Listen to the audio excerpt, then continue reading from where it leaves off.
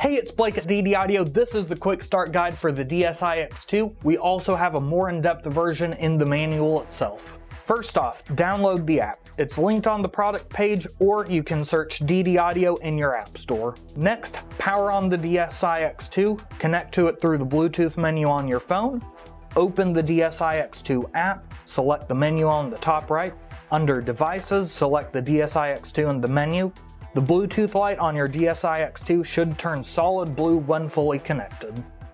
Now that you're connected, we can begin tuning.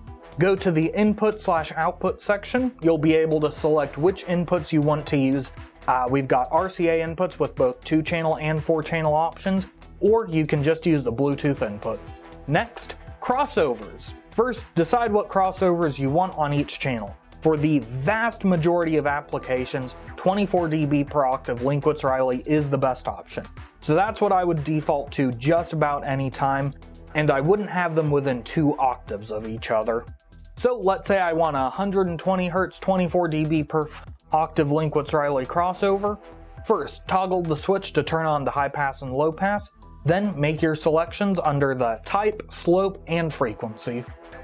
Now to time alignment. In order to do time alignment, you just have to measure the distance from your ear to each speaker, enter the distance in the appropriate field, and the DSI-X2 does all the math for you to time align your speakers. Couldn't be easier. Last up, EQ. Go to the EQ menu, and you can either input your values or use the slider. There are entire philosophies around EQing speakers, but my advice is to just play around with it.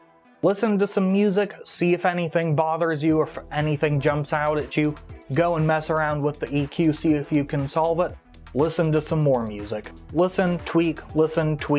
Do it until you're happy with it.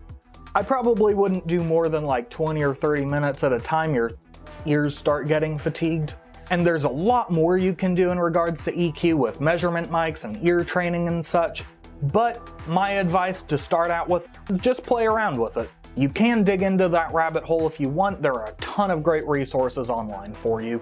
If you've got any more questions, feel free to give us a call or enter a tech support ticket on our website.